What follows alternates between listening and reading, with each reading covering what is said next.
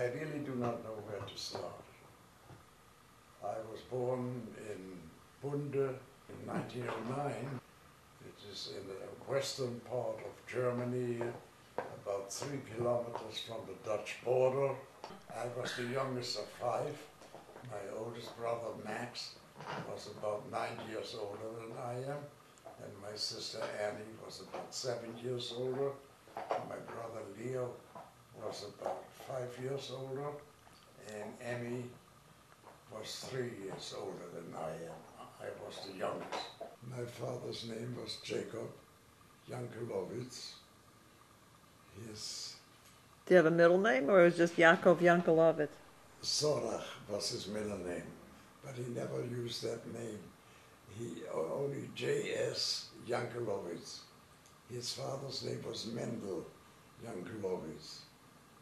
My grandfather was a shochet, and I think 1 or 2 brothers of my father were also shochet. My father was the teacher and the spiritual leader of the community. Came from Lithuania. He was born in a very famous city, Salant, where the historian Salanter came from, who was the founder of the Musar movement in Lithuania. And my mother also came from Lithuania, from a smaller town, not very far from the German border. The town was called Kretinga, and Königsberg on the German side was the closest German town. My grandfather on my mother's side was a gardener, and he was known for raising strawberries and blueberries and delivered them to the market on the German border. I don't remember exactly what the town. What's his name? The name of the town. Not the name of the town. The name of your grandfather on your mother's side. What was your mother's maiden name? My mother's maiden name was Feibuschowitz, or Feibuschowitz, if you want to pronounce it, Feibuschowitz. But I remember that in 26 or 27, my father and mother went to Lithuania to visit their family after they left Lithuania in the 90s, 1895 or something like that, and settled in Germany. From Lithuania, they moved to a small town in eastern Germany. The name was Bützow, and in Bützow my sister Emmy was born. I do not know how long they were in Bützow, but from there my father got another job in Bunde, B-U-N-D-E, which is on the Dutch border. In fact, it is the last German town going into Holland. And in Bunde he was quite a number of years, and the crown of the family was born, namely I, and in 1909. And the whole congregation had a part and a chelik in my upbringing. I was the, what do they call this, the little animals that sport groups have. Mascots. Yeah, I was the mascot of the congregation. The first years of my life were not very exciting until 1914, when the First World War broke out. And I remember to this day, the first day of mobilization, August 1st, 1914. We went it was on a Saturday, we went for a walk, and when we came back, they told us that this one was drafted. All the neighbors around who lived around us, Jewish and non-Jewish, were drafted, and that was quite upsetting, knowing that the war came so close to home. And I was by that time 5 years old. We had a neighbor, I'm not going to say his name, Yeah, what was the name?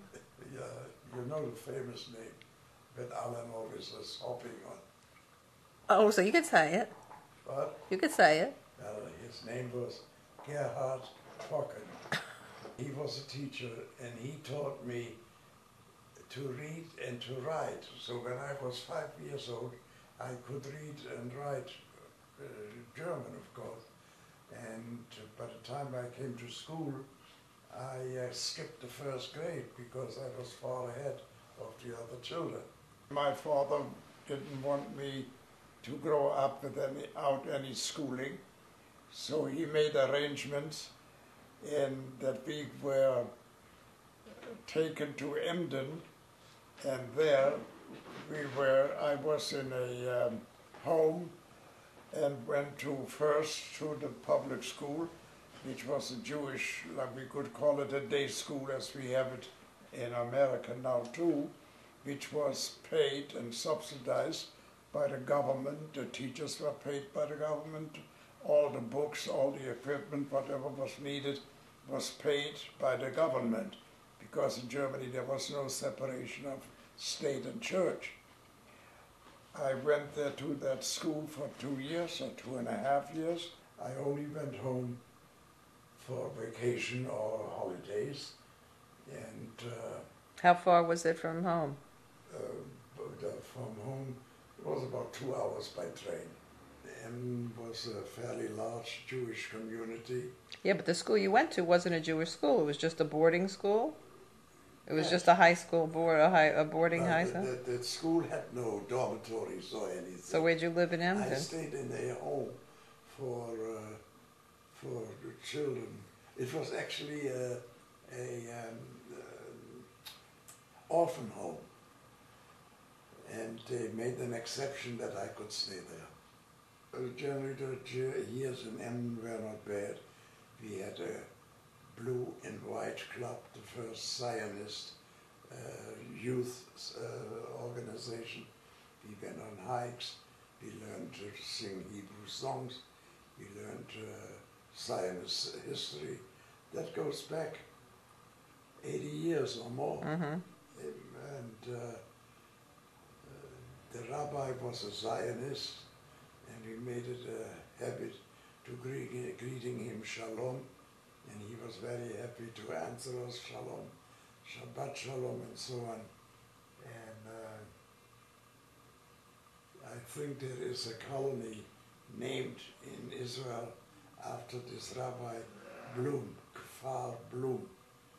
I think it is named after him.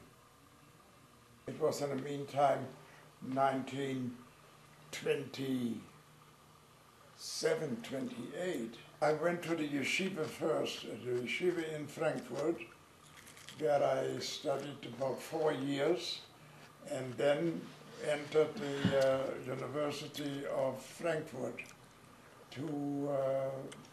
I wanted to become a doctor, a physician, but it didn't work out because in 1932-33, when Hitler came to power, all the Jewish students were kicked out from the universities, and we could not Continue our studies. During those years, the power of Hitler became more and more noticeable, and the restrictions as far as Jews were concerned became increasingly unbearing. And